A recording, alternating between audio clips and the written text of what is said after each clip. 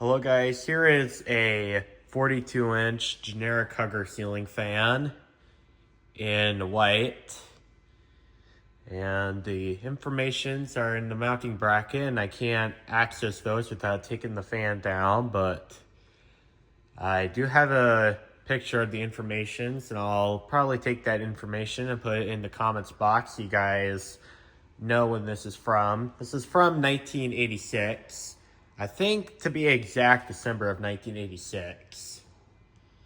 I got this from the Restore, paid $25 for it, which I think was a little pricey, but this was originally priced at $35, but because I thought that price was ridiculous, I was able to talk them down to $25 because the cashier even admitted that sometimes their prices are kind of get kind of wonky and stuff.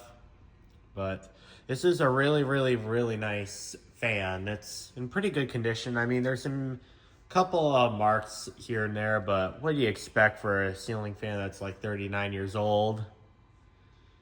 And I haven't ran this in a while, so I don't remember how it works, but if I remember correctly, I think it works pretty good. I'm gonna get the kilowatt meter out so you guys can know what the power draw is for this particular model. It's the inside of my toolbox.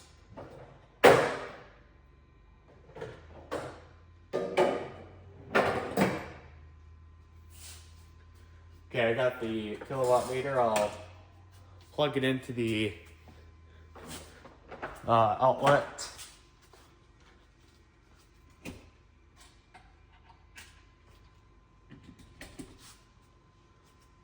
Okay, so let's start the fan off with low.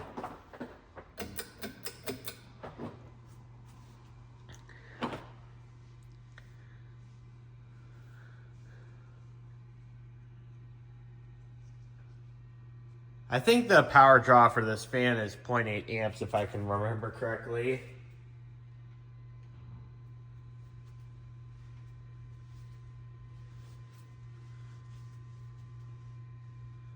Now, I can't really hear this fan, but the floor heater is going on. That tends to make a buzzing sound, so that's why it's kind of, it might make a little vibration, but I can't hear it. But this is low speed, and we're drawing 0.18 amps. And this is a nice aesthetic low.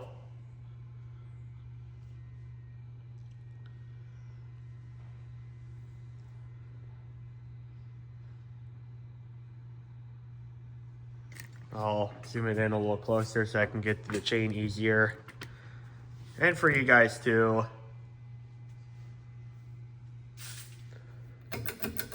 Here's medium. Now the pull chain on this particular fan, I think this is brass. And it probably was polished brass at one point, but then it turned into an antique brass with all that tarnish on there.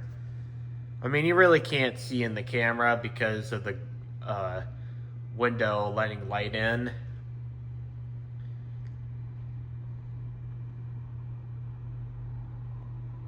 And this is medium, and we're drawing 0.3 amps.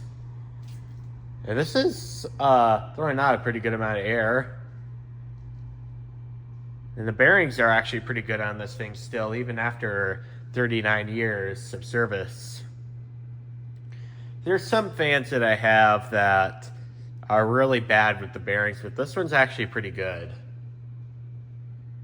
But I certainly have worse ones in my collection that have the bearings being really bad.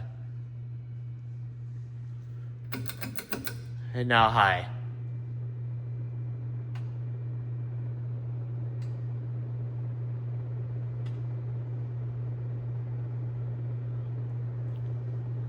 Now this is throwing out a pretty good amount of air for a Hugger ceiling fan.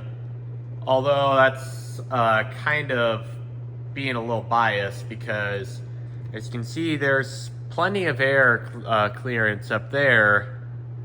So that's why this fan's able to move a good amount of air.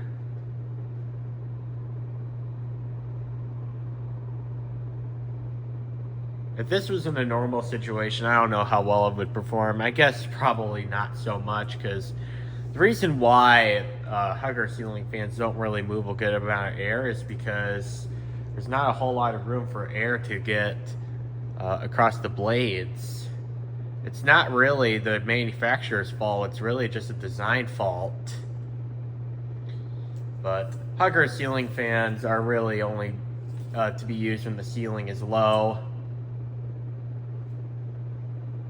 So on high, we are drawing 0.45 amps, so that's about half the half the power this fan is supposed to draw.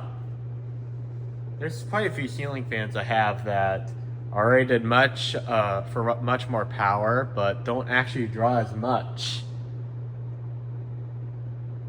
I don't know if that's a design flaw in my kilowatt meter, but it's just what it is for me.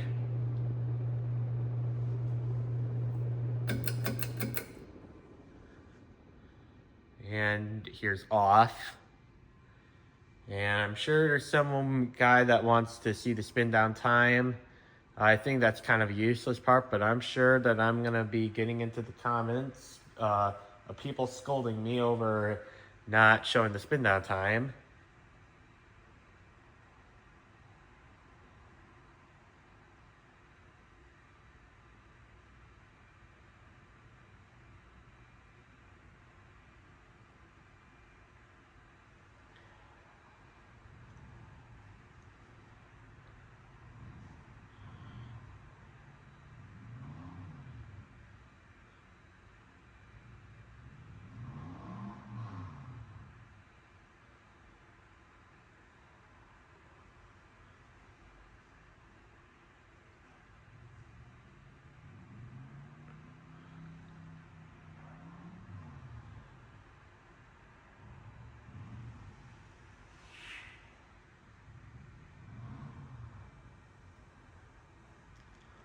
Well, there you guys have it, my 42-inch generic Hugger ceiling fan.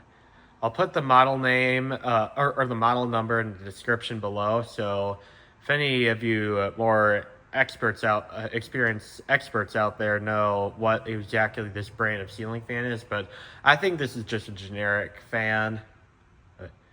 Thank you guys so much for watching. Over and out.